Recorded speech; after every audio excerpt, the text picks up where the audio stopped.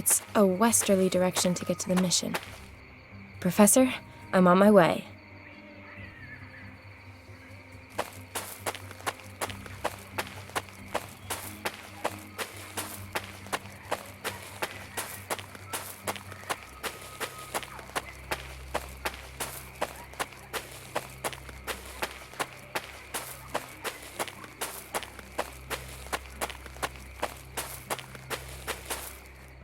The mission. At last.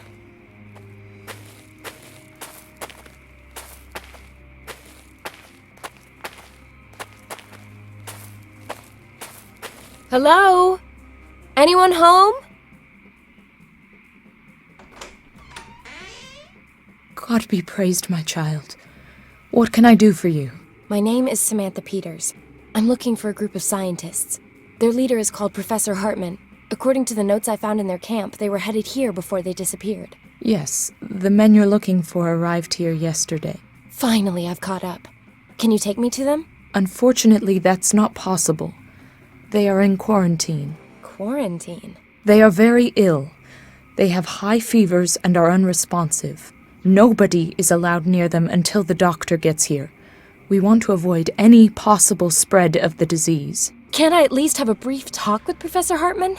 It really is very important. The professor isn't here. Not here? Where is he? If I've understood the men correctly, they were attacked at night and the professor was taken away. Damn it! Do you know who attacked them? You have to go now, my child. It is not safe here when the darkness falls. What aren't you telling me? What is it that you're so afraid of? I'm not going anywhere until you tell me what's going on here. Child, I just want to protect you. If I let you in, you could become infected. And outside, you are not safe from the... Yes, not safe from what?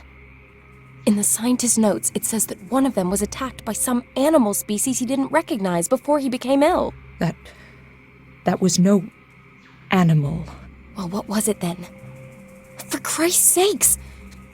Oh, forgive me. Our Father, who art in heaven. Listen, sister. You will now talk, or else I will break the 5th commandment. Who ambushed the scientists and dragged off the professor? They come from above. The trees. Locals? Rebels? Hunters? No, not humans. Well, what then? Not animals and not humans? Aliens, perhaps? The Asambosam. Asambosam? Never heard of him. Ancient Ashanti legends tell of strange nighttime beings that lurk in wait for their victims among the boughs of the trees. They pluck unfortunate souls from the ground using their long, sharp claws and then drag them off to their caves where they then suck the blood from their victims' bodies. So what does your boss have to say about your believing in such blasphemous scare stories? Scare stories? When you have lived among the Ashanti as long as I have, there's very little that appears unbelievable. Let's reel this conversation back in from the nether regions of God's asshole and stick to the facts. I shot this photo last night. This little freak was one of a whole group sitting in the trees above me. Might this be one of your Asambosam? Holy Maria, Mother of God, you can count your blessings that you are still alive, my child. So these freaks really have schlepped off the professor, then? Suppose it's true. Where would the Asambosam take their victims? Into their caves. I got that bit. Where are they exactly? My child, you really don't want to go there. Yes, I do. There's one hell of a real scoop of a story there for sure. And I just might be able to save the professor while I'm at it. That is, as long as these things haven't sucked him dry already. Then I really won't be able to stop you, my child. Wait here a moment. This will be a great help to you on your reckless undertaking. Take it. What is it? Some intense studies of the Asambosam and Ashanti legends. Thanks. May the Lord watch over you.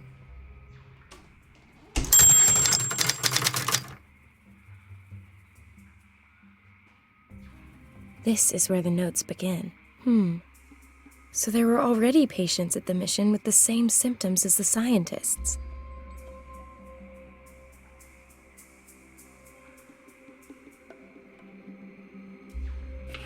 So were these men under attack from the same creatures?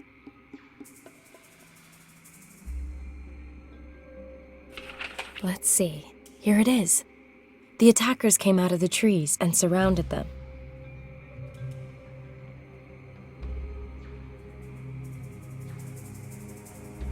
Interesting. There had also been similar cases in the past.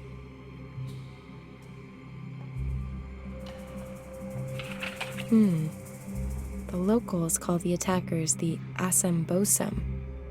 They're also supposed to be responsible for transmitting a virus. The old Ashanti shamans were able to control these mysterious beings and could protect themselves from the disease.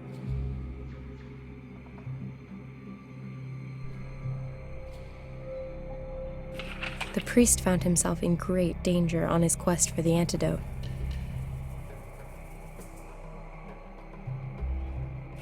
The Asambosum exist. Now it's gonna get interesting. Ugh, such a lot of text. The priest stumbled across one of these Asambosum and followed him to a cave. The translation of the inscriptions at the cave entrance brought something astonishing to light. It detailed a description of a ritual which could protect against catching the Asambosum disease, and which could also cure it. They carried out the ritual, and despite no ready explanations for how, it worked. These experiences really rocked Father Samuel's concept of the world. This is where it lists what you need for the ritual and how to carry it out. It's incredible. I suppose I have to accustom myself to the notion that the Asambosum may not be pure fiction. The priest's very convincing. Unfortunately, he took his knowledge of the route to the cave to the grave with him. At least I now know how I can protect myself from the Asambosum disease. When I find out where they're hiding, I still might be able to rescue the professor. Oh, a loose page has fallen out. It's blank.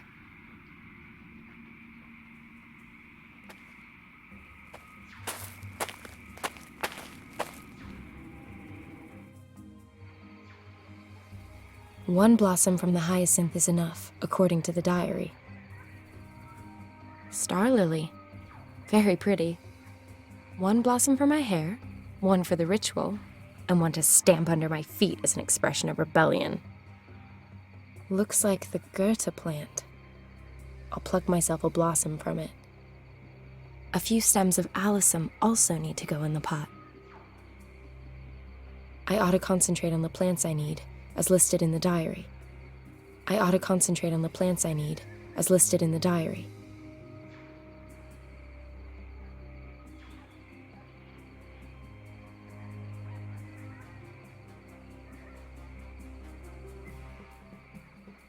I ought to concentrate on the plants I need, as listed in the diary.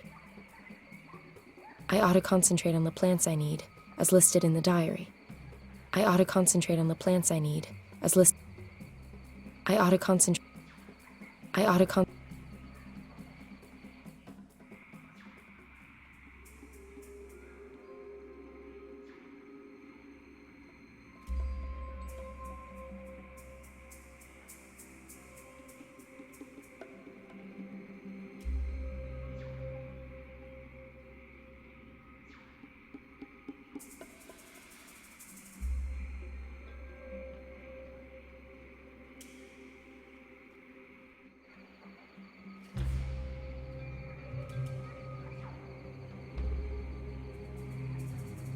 That has to be rose herb. I need a stalk from it.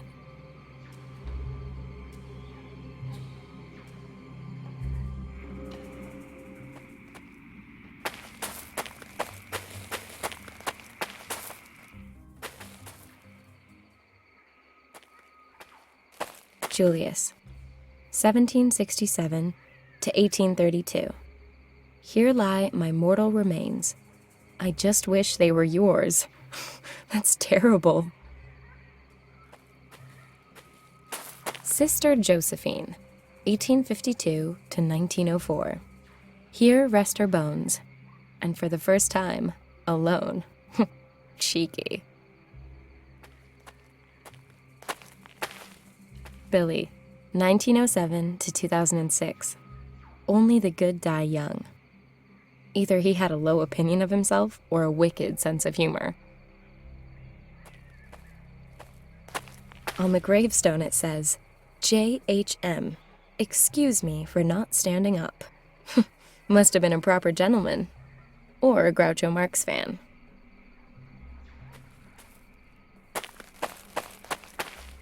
Father Samuel's grave. Strange. No epitaph, no date of birth, no date when he died. Just the name. Oh, and 9 curious symbols chiseled into the stone. Looks like lines and trees.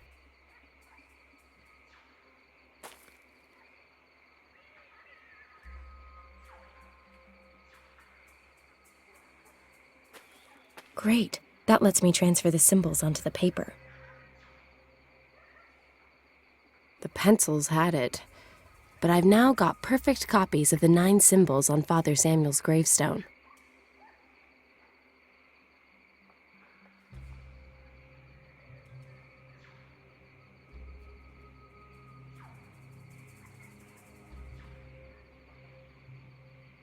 Okay, I'll carefully cut out the different symbols.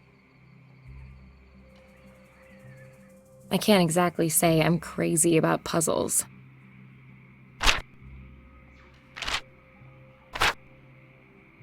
I'll take this part as my starting piece.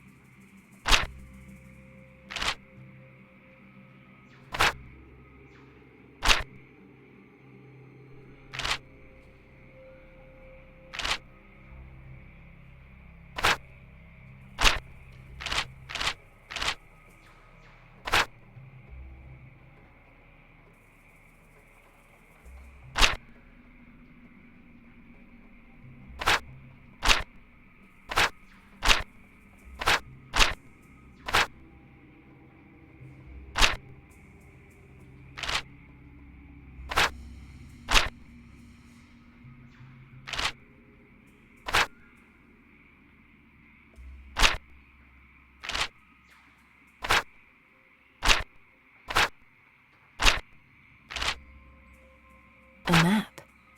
The route to the Assambosum's caves.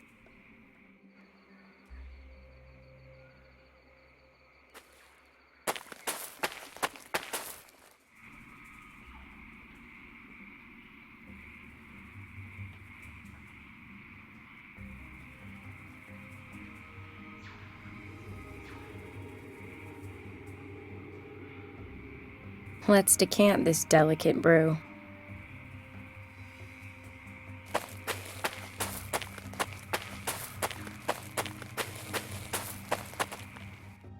The Assambosum's caves must be near here. Hopefully the professor's doing all right.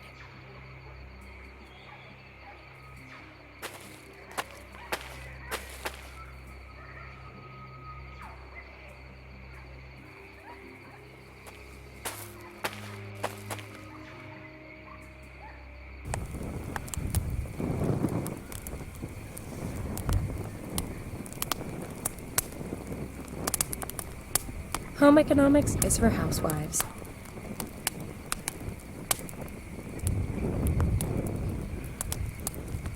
Boiling the lemonades produced a thick, sticky syrup.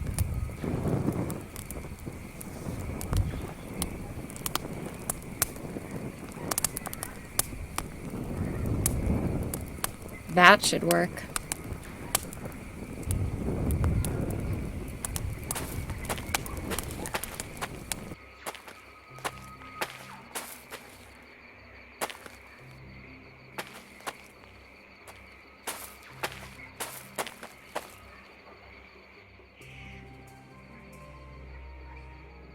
Gotcha. The ant stuck to the brush. Almost too easy. I had to give it a go with chopsticks.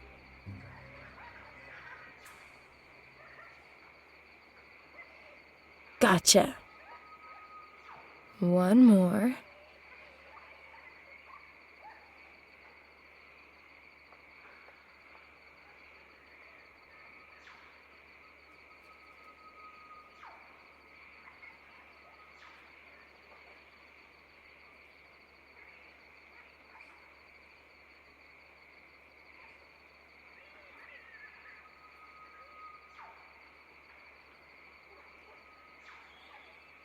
A respectable kill. Peters, the big small game hunter.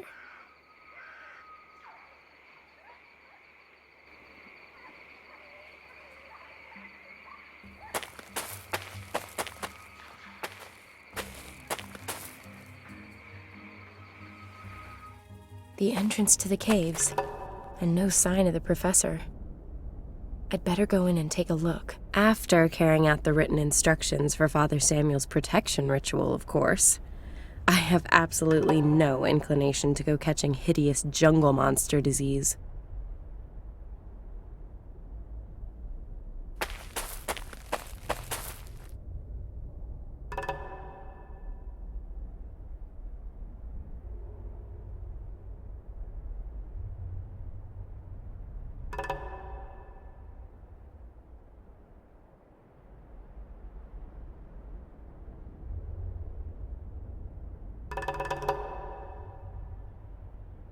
And in it goes.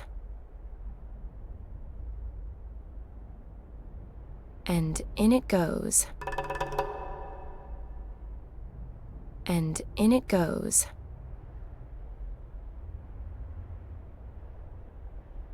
So, that ought to be all the ingredients.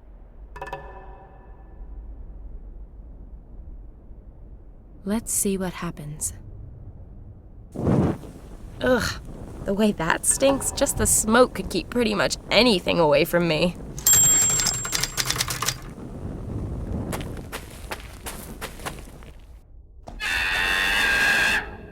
Whoa, was that one of those things?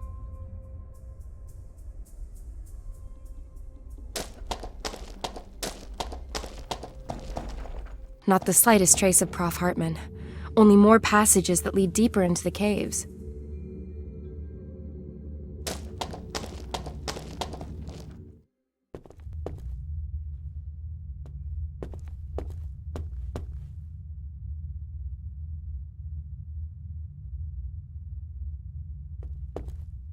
Looks like one of those weird lamps they sell in the Scandinavian furnishing store around the corner back home. Let's fuel this lamp and see what happens.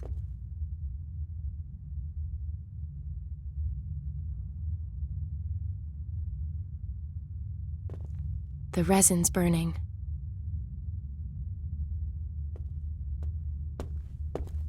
It's like some kind of graphic novel.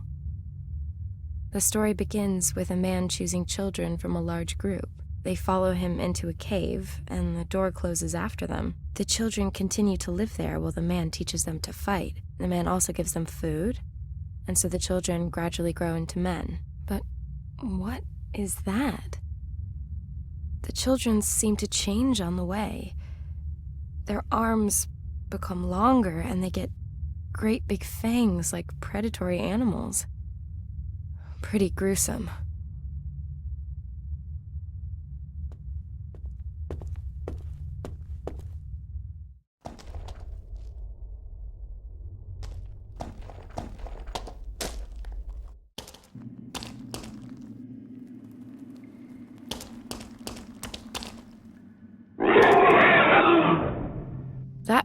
But was that an animal? Or a human? Or...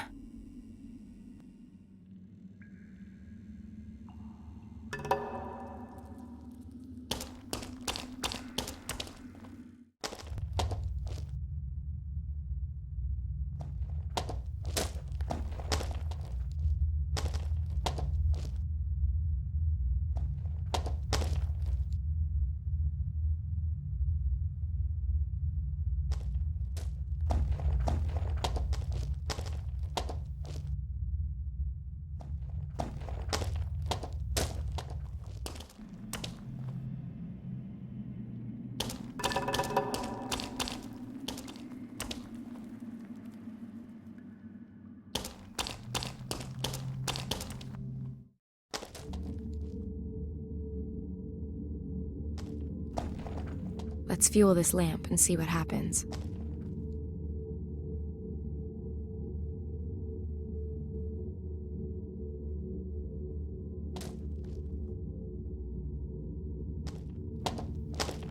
The poor children. only knew how they were changed, they'd make the story of the century. Perhaps the professor knows the answer. If he's still alive.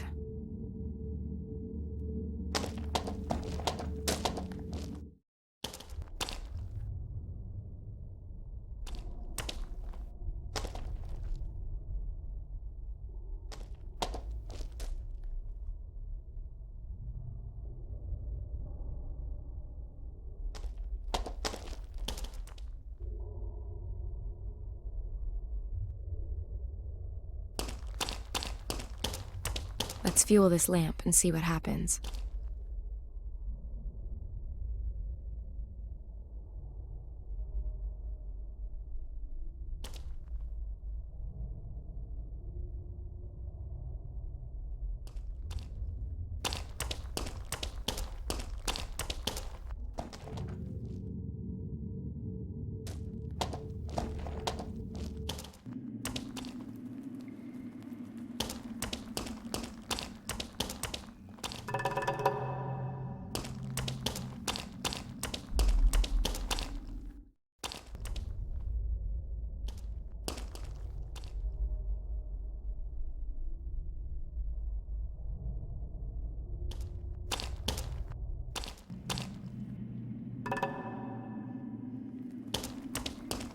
Let's fuel this lamp and see what happens.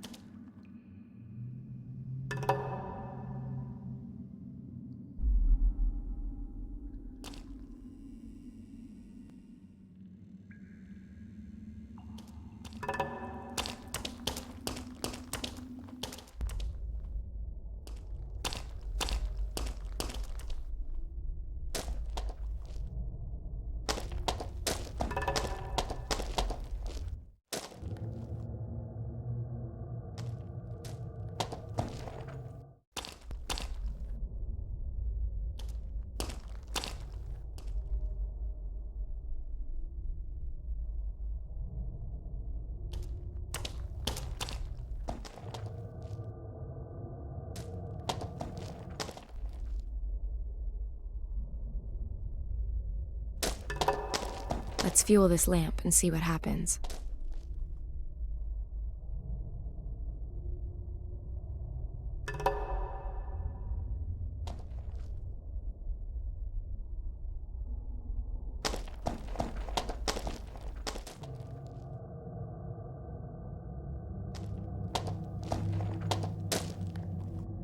This mechanism with the 5 stone wheels would appear to open the door in this room.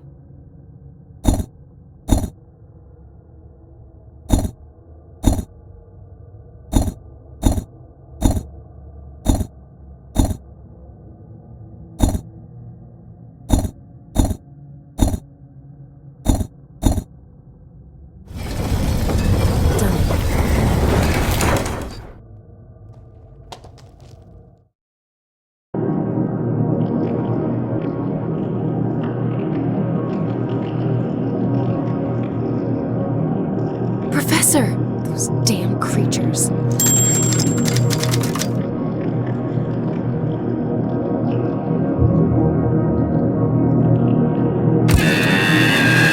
Things are getting tight here. The battery's almost empty. Herr Professor! Professor Hartman, can you hear me? He's obviously in some considerable pain. I'm not going to be able to move him until those wounds are patched up and he's feeling better.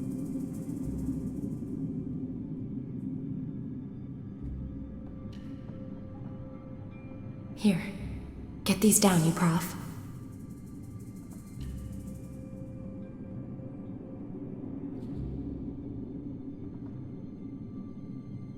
That should keep the blood off my clothes, and, broadly speaking, inside him, at least until I get him out of here. That will have to do until we get back to the mission.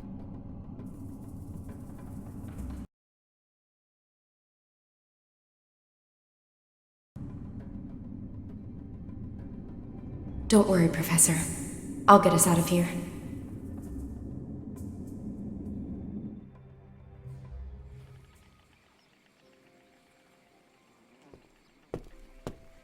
Hey, Professor. You look considerably less shit than you did when I found you 2 days ago. Welcome back to the land of the living. Thank you for the expressive compliment. The sisters have looked after us quite devotedly. And of course, my deepest thanks to you for your getting me out of there, Miss... Peters. Sam Peters. Ah, and you are the journalist. Please forgive me for setting off without you, but the situation left me with no other choice.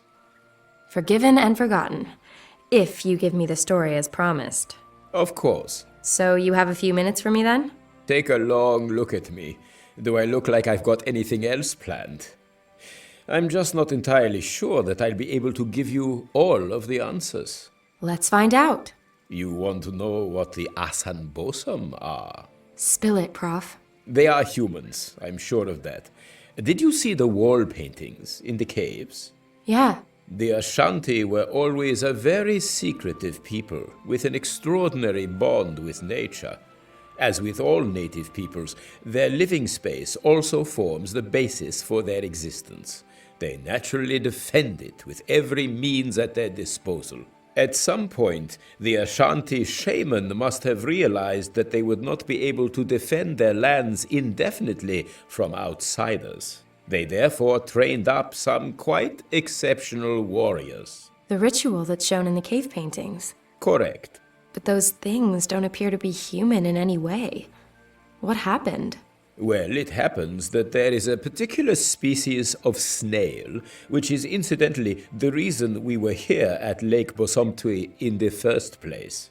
Whose genome has changed through eating the algae brought here by the meteorite. Yes, exactly. The algae may have been carrying a virus, which, over a relatively short period of time, triggers a rapid genetic mutation in a species. There are supporting cases. On the Indonesian island of Flores, they found the fossilized remains of a very small but adult human who was a genetic successor to Homo erectus. All evidence suggests this subspecies of dwarves evolved in only a few generations as a result of their isolated environment and in response to the narrow, low-ceilinged cave systems of the region. An unbelievable evolutionary step. Relative to conventional evolution, this process really did take place at the speed of light. As with the Asambosam. Possibly. Perhaps, as with the snail and the algae, the virus is the explanatory factor across all these examples. How far does this go? Perhaps the shaman knew that the algae possessed some form of mutational capability and raised his warriors on it. The terrifying result you've witnessed firsthand. Then these warriors are designed with the sole purpose of keeping outsiders like us away. That is my interpretation, yes. And what about this disease they carry? That, alas, is one of the questions I cannot currently answer. The Asenbosom themselves appear to be immune to it. Perhaps it's a further defense mechanism. Do you think that they killed anyone? No, at least not directly.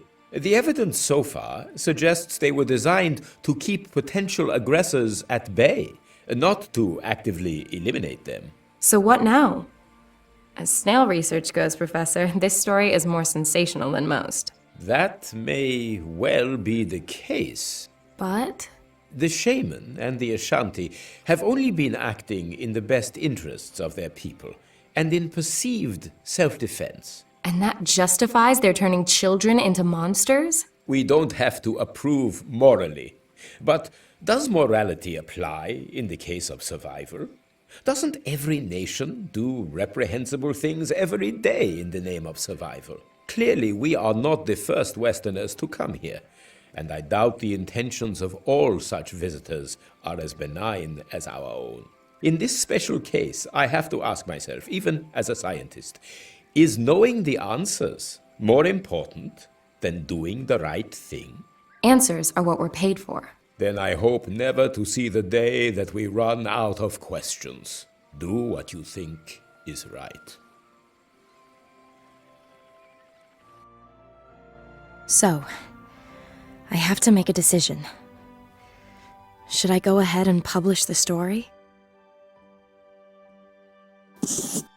In retrospect, publishing the Assambosum story really wasn't such a good idea. At least, not for the Assambosum themselves. There was a gold rush. Scientists, journalists, tourists, even big game hunters. The military looked on and did nothing. The few game wardens were helpless. When mass demonstrations back in the West finally delivered human rights for the Assambosum, it was almost too late. But at least the last Assambosum had been freed from the clutches of unscrupulous zoo owners and show people. They've been moved to rehabilitation stations, where they're being prepared for their return to their original habitat. The Basumtwi has been declared a World Heritage Site and Nature Reserve, monitored by an international protection force. Oh yes, and as for me, well, the story made me a small fortune, some amount of fame, and a not-so-small sailboat. In fact, a vast one. So, not such a bad ending after all.